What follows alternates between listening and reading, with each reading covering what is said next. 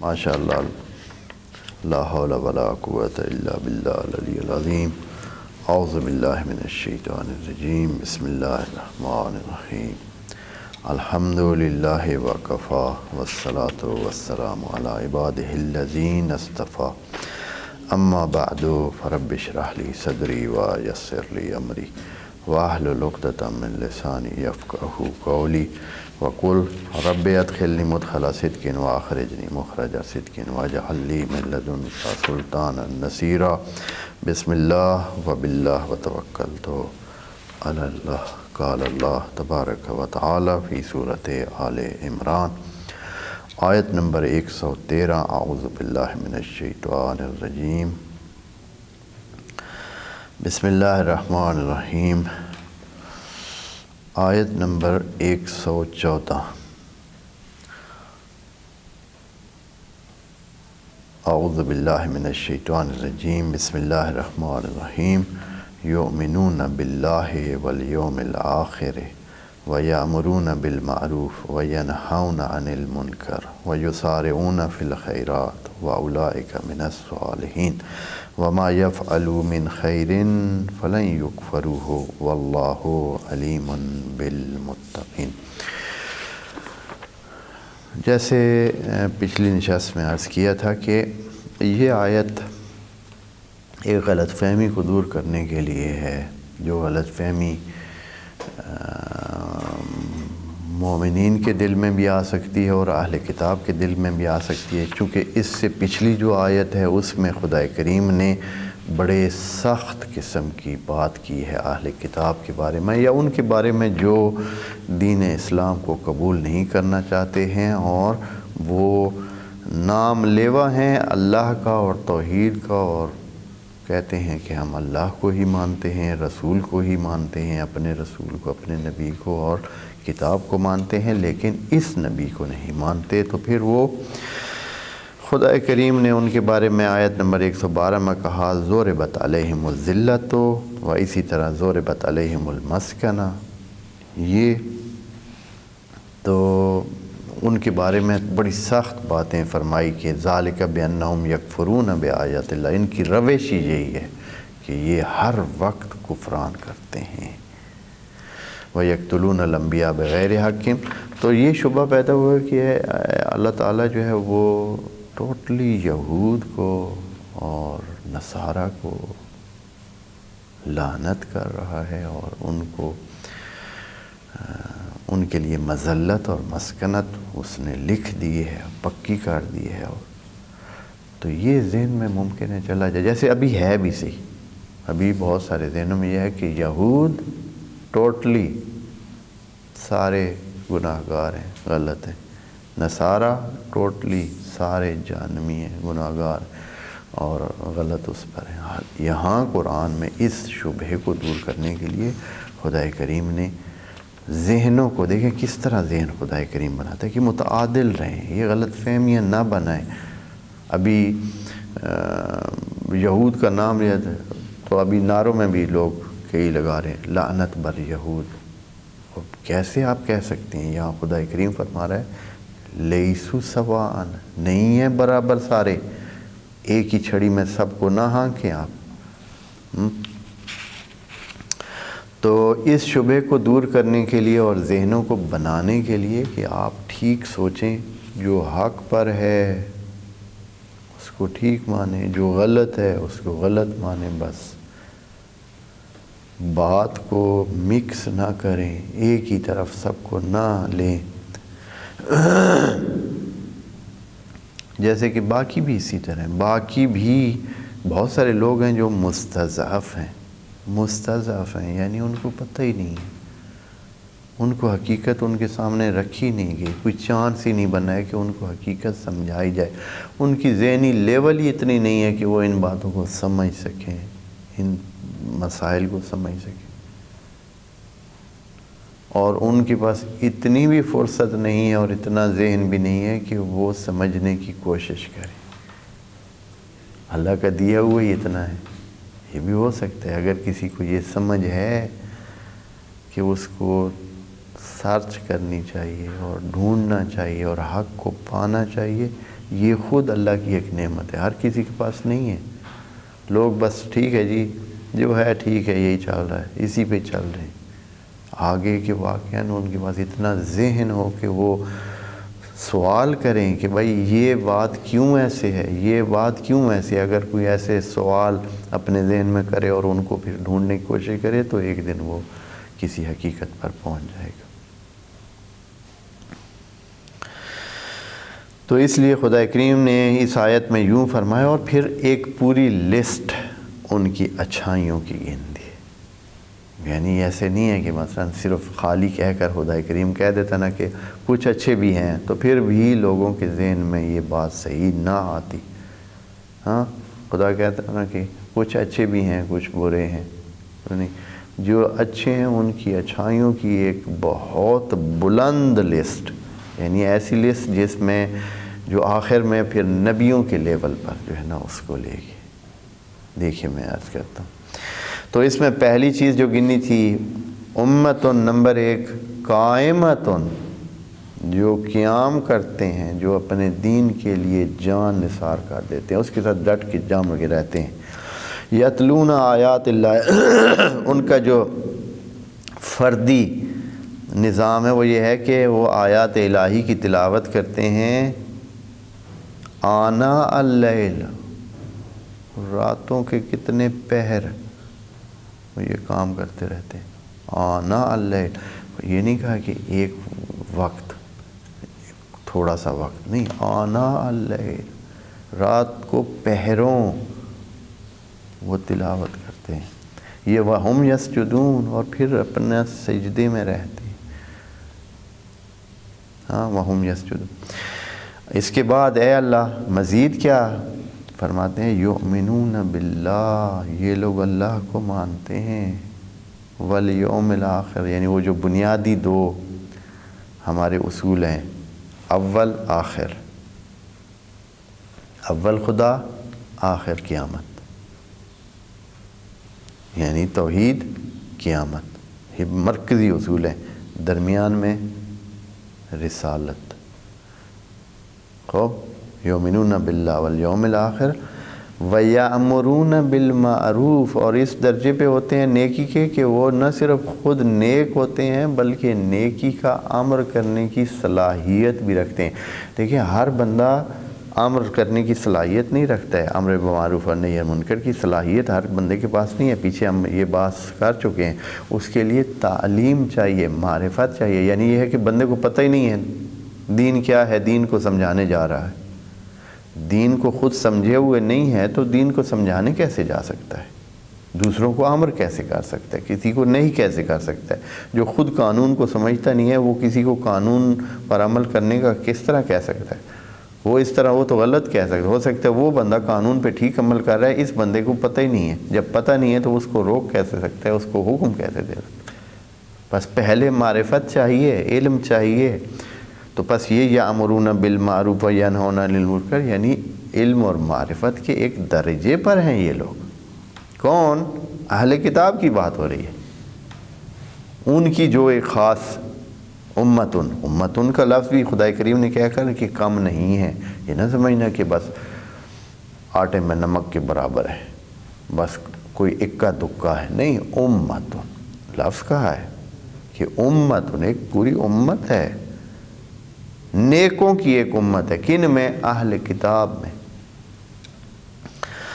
وَيَنْهَوْنَ عَنِ الْمُنْكَرِ وَيُسَارِعُونَ فِي الْخَيْرَاتِ، وہ اللہ کے بندے وہ ایسے بھی نہیں ہیں، کوئی تھوڑے درجے کے نہیں ہیں، وَيُسَارِعُونَ فِي الْخَيْرَاتِ، خیرات میں، اچھائیوں میں بڑی تیزی کے ساتھ جاتے ہیں، برائیوں کی طرف نہیں جاتے یا بہت آہستہ جاتے ہیں۔ جب نیکی کی بات ہو تو دیر ہی نہیں کرتے۔ ہاں جیسے ایک مشہور محاورہ ہے نا، نیکی میں دیر کس بات کی؟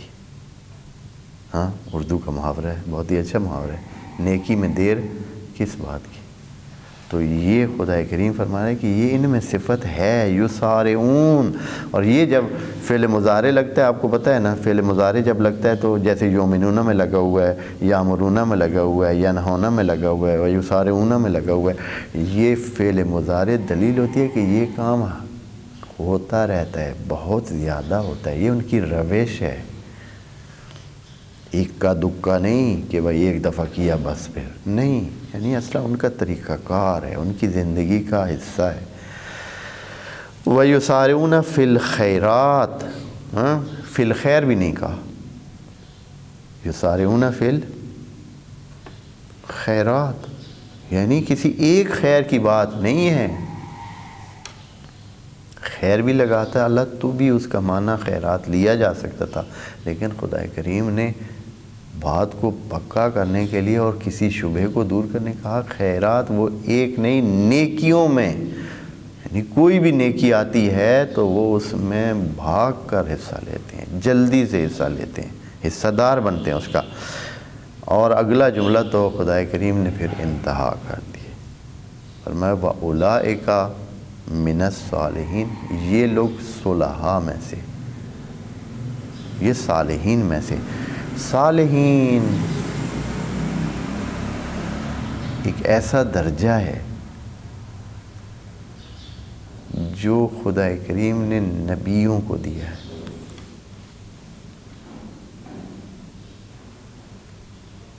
جناب نوح کے بارے میں کہا وہ صالح تھا، جناب ابراہیم کے بارے میں، جناب باقی انبیاء کے بارے میں کہ وہ صالح تھے.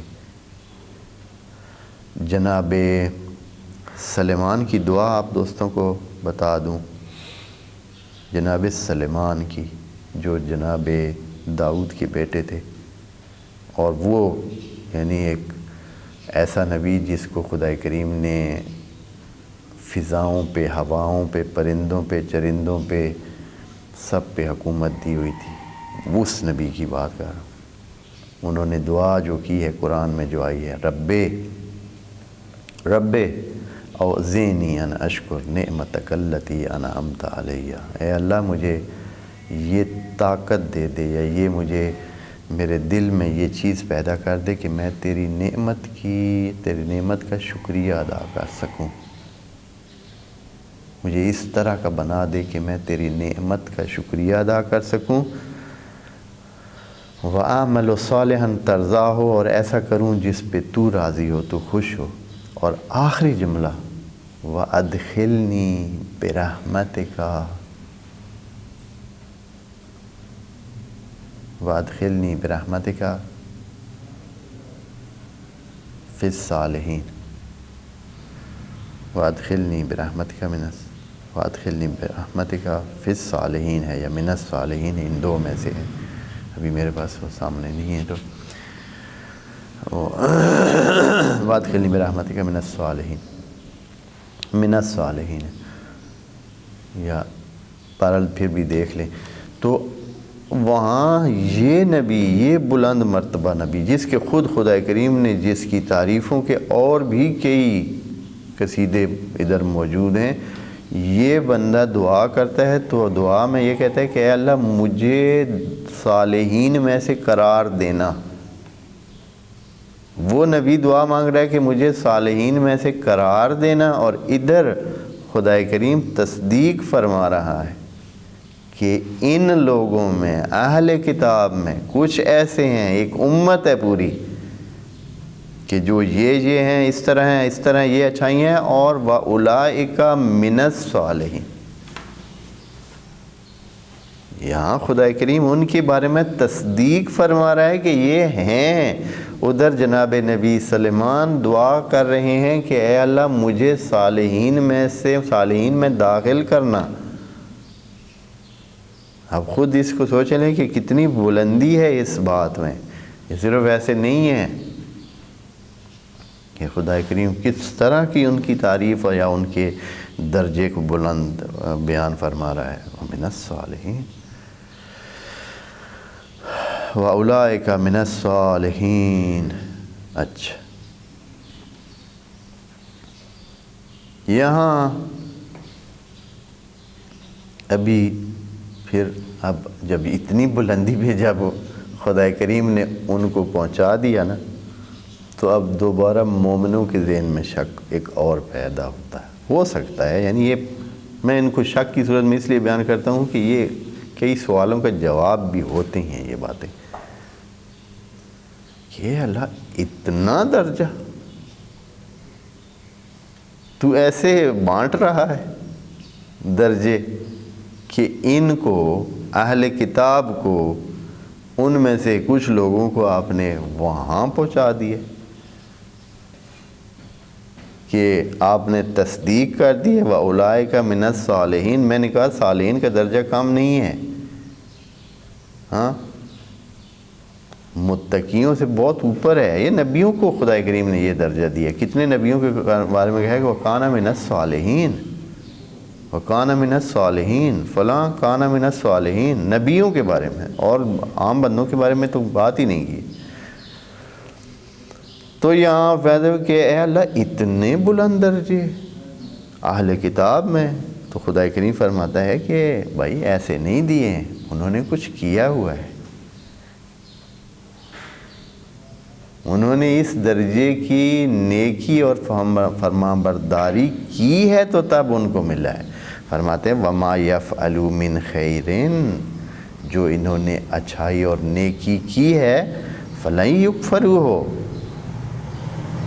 ایسے نہیں ہے کہ ہم اس کی ناشکری کریں. عجیب بات خدا کریم نے کہا، یعنی اس کا کفران تو نہیں نہ ہوگا. فَلَن يُكْفَرُوهُ، اس کا کفران تو نہیں ہوگا. فَلَن يَكْفُرُوا نہیں ہے، ہاں يُكْفَرُوا ہے، یعنی اس کا ہماری طرف سے کفران تو نہیں ہوگا، ناشکری تو نہیں ہوگی. یعنی خدا کریم جیسے فرماتا ہے کہ وَمَن يُطِعِ اللَّهَ فَإِنَّ اللَّهَ من الشاکرین، کہ جو اللہ کی اطاعت کرتا ہے اللہ اس کا شکر کرتا ہے، اللہ خود شکر گزار ہے. ہاں تو یہاں فرما رہے وَمَا يَفْعَلُوا مِنْ خَيْرٍ. اگر آپ کو یہ بہت زیادہ لگ گیا ہے، جیسے کہ لگتا ہے ابھی، ممکن ہے کہ سننے والے بھی یہ سمجھیں کہ یار ان اہل کتاب کو تو بہت ہی، ان میں سے ایک امت کو تو بہت ہی بڑھا چڑھا کے دی.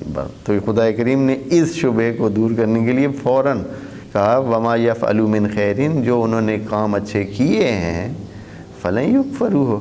اب اس کو ناشکری تو اس کی نہیں ہو سکتی، اس کو ہم نظر انداز تو نہیں کر سکتے. بس انہوں نے کیا ہے تو خدا کریم نے ان کے بارے میں یہ تصدیق نامہ جاری کر دیا. یہ تصدیق نامہ ہے، یہ سرٹیفکیٹ ہے، پکی بات ہے. یعنی یہ ہے کہ خدا کریم بہت کم کسی کے بارے میں، یہاں بھی مشخص نہیں ہے، اشخاص مشخص نہیں ہے کہ ہاں، لیکن یہ ہے کہ کر دیا ہے کہ یہ ہیں. یعنی ان کا فیصلہ ابھی سے خدا کریم نے قیامت کا فیصلہ ادھر بتا دیا ہے. حالانکہ قیامت کے فیصلے خدا کریم آسانی سے قرآن میں بتاتا نہیں ہے کہ کسی کا کیا فیصلہ ہوگا، لیکن یہاں ان کے بارے میں کہ یہ ہو چکا ہے. وَأُولَٰئِكَ مِنَ الصَّالِحِينَ، یہ صالحین میں سے.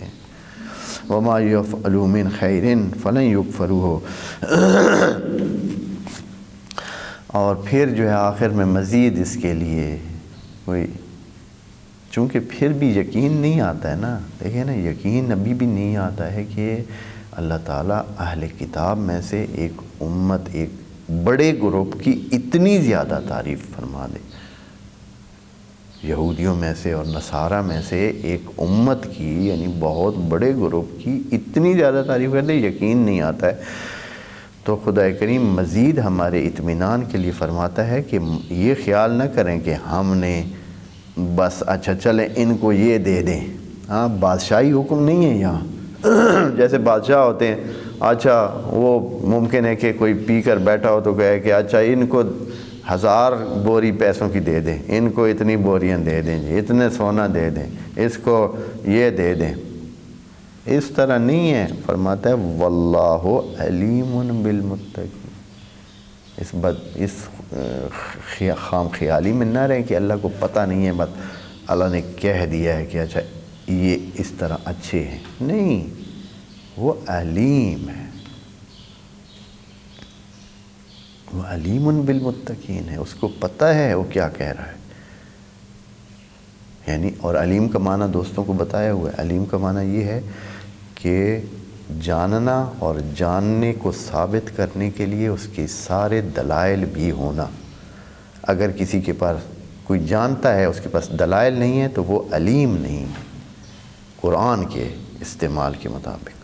وہ زان ہے، اس کو ساری اس کی آس پاس کی ساری باتیں پتہ نہیں ہیں تو وہ علیم نہیں ہے.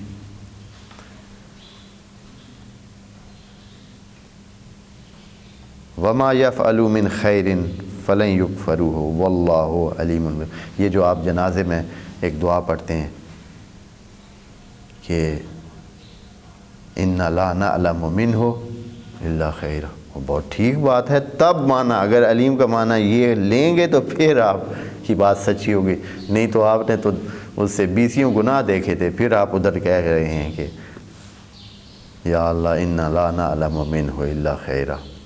ہاں اللہ کے سامنے جھوٹ بھی بول رہے ہو تو آپ کے ذہن میں تو آپ کیا، ہاں وہ جو دیکھا تھا، وہ جو اس نے کیا تھا، وہ جو اس نے کیا تھا، وہ جو ظلم کیا تھا، وہ جو مال دوسروں کو کھایا تھا، وہ جو یتیموں کا مال کھایا تھا، وہ جو اس طرح کیا تھا. ہاں تو وہ کہتے یعنی ہم نے جو دیکھا ہے اے اللہ ہمارے پاس دلائل نہیں ہیں، مکمل معلومات نہیں ہیں، ہم اس کے سارے سلسلے کو نہیں جانتے ہیں. اتنی ہے ہمارے پاس علم نہیں ہے. ہمارے پاس ظن ہے دیکھا ہے لیکن ظن ہے. ممکن ہے اس کی کیا وجوہات ہیں، آیا اس نے وہ معاف کروا لیا ہے، نہیں کروا لیا ہے، یہ کیا ہے، وہ کیا کیا ہے، کس وجہ سے کیا. ہمیں کچھ پتہ، بہت ساری باتیں اس کے پہلو پتہ نہیں ہوتے، ہم نہیں کہہ سکتے. اس لیے لا نعلم منہ الا خیرا ٹھیک جملہ ہوتا ہے جنازے میں جب پڑھا جاتا ہے. اگر یہ معنی پتہ ہو، اگر علم کا معنی وہی سادہ لیا جائے کہ جس کو مثلا سادہ پہلی معلومات ہے، پھر معنی ٹھیک نہیں بنتا ہے. ان کے لیے جو ان کے سامنے ہیں اس کے 100 گناہ ہوتے ہیں، وہ بھی کہہ رہے ہوں کہ بھائی لا نعلم. واللہ علیم بالمتقین. اچھا اس کے بعد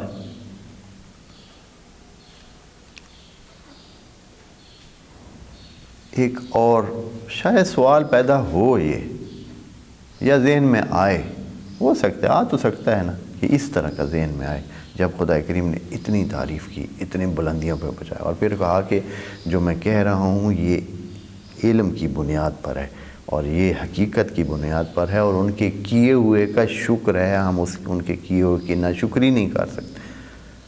ہاں تو ممکن ہے ذہن میں یار یہ یہودی لوگ ہیں، بڑا ان کے پاس پیسہ ہے، ان کے پاس مال متال بڑا ہے، ہاں تو انہوں نے ضرور جو ہے نا اپنے مال کی وجہ سے یہ مسائل حاصل کیے ہوں گے. ویسے تو برے لوگ ہیں، ہاں مال دیتے ہوں گے نا تو ان کے مال کی قربانی کی وجہ سے یا خرچ کرتے ہوں گے یا اس وجہ سے. تو خدا کریم نے اس ذہنی صفائی کے لیے کہا کہ ان الذین کافروا، اگر کوئی ہو کافر تو چاہے جتنا مال صرف کرے ہمیں اس کی کوئی اہمیت نہیں ہے. یہ مت خیال کریں کہ ان کے مالی اچھائیوں کی وجہ سے ہم نے ان کے غلط کاموں سے صرف نظر کر دیا اور کہ کفر کو نظر انداز کیا. نہیں، ایسے نہیں ہے. فرماتے ہیں ان الذین کافروا، وہ جو کفر برتتے ہیں نا، لن تغنی عنہم اموالہم، ان کو ان کے اموال غنی نہیں بنا سکتے، یعنی ان کو چھٹکارا نہیں دلا سکتے. غنا کا مطلب ہوتا ہے غیر محتاج ہونا، کسی کا محتاج نہ ہونا، یعنی چھوٹ جانا، یعنی یہ ہے کہ آزاد ہو جانا. جو کسی کا محتاج نہیں ہے، آزاد ہے، جو کسی کی طرف رغبت نہیں رکھتا ہے، جو کسی سے لینے دینے کا خواہشمند نہیں ہے، وہ کیا ہے؟ غنی ہے، بے پرواہ ہے. اس کو کیا ہے، کسی کے پاس ہے نہیں ہے، لاکھوں ہیں، ہزاروں ہیں، جتنا بھی ہے اس کو کوئی پتہ نہیں. تو یہ ہوتا ہے غنی. تو فرماتے ہیں کہ ان کو غنی نہیں کر سکتا ہے ان کا اموال اور نہ ہی ان کی اولاد. ہاں نہ ہی ان کی اولاد، ساتھ اولاد کو بھی شامل کر دیا ہے کہ اگر تو یہ سمجھے کہ انہوں نے بڑے بچے پالے ہوئے ہیں اس لیے اللہ نے اس دن ایک بندہ کہہ رہا تھا کہ یہ ساری میری، چونکہ میری 4 بیویاں ہیں اور 18 بچے ہیں تو اللہ تعالیٰ نے یہ جو مجھے خوشحال زندگی دی ہوئی ہے یہ اسی وجہ سے، چونکہ میں اتنے بچوں کو پال رہا ہوں،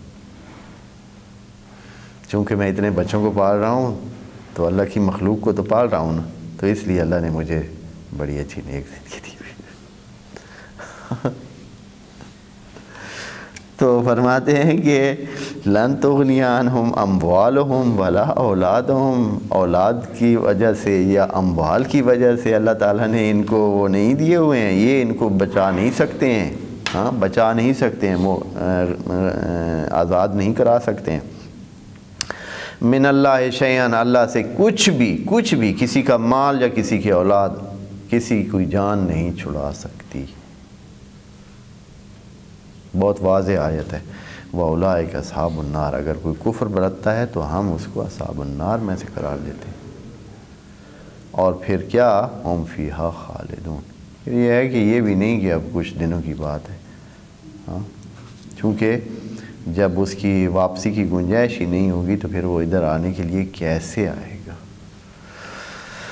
ہم فیہا خالدون، اور وہ اس میں خلود پا جائیں گے۔ جیسے ابھی دنیا میں یہ خدا کریم یہ جو خلود یا اس طرح کی باتیں یہ فرماتا ہے، تو جب ایک چیز ختم ہو جاتی ہے، تو مثال کے طور پر اگر آپ کی گاڑی ہے، اب اگر وہ خراب ہو گئی ہے، بیکار ہو گئی، آپ نے اس کو ڈیمیج کر دیا ہے، تباہ کر دیا ہے، خراب کر دیا، اب آپ اس کی خرابی کب تک رہے گی بھائی؟ مثلا کچھ ٹائم کے بعد 20 سال 40 سال پڑی رہے گی تو پھر وہ خود سے ٹھیک ہو جائے گی، وہ نہیں ہوگی۔ روح جب تباہ ہو جائے گا، جب اس کے سارا نظام خراب ہو جائے گا اور وہ اس قابل نہیں رہ سکے گا کہ وہاں جا کر اس نورانیت کو برداشت کرے، اور وہ نورانیت اس کے لیے آگ بن جائے گی، ہاں تو پھر وہ کتنے تک رہے گی؟ اب اس کو ٹھیک کرنے کی تو کوئی گنجائش ختم ہو گئی ہے۔ وہ تو دنیا میں چانس تھا کہ توبہ کر لیتا، اور وہ اب جو چانس ہی ختم ہو گیا، تو اب یہ کب تک رہنی ہے؟ وہ مسلم میں ختم ہونے والی چیز، تباہ ہونے والی چیز، اس نے ہمیشہ کے لیے تباہ ہو جانا ہے، چونکہ اب اس کی ٹھیک ہونے والا جو جگہ تھی یا جو ٹائم تھا وہ گزر گیا۔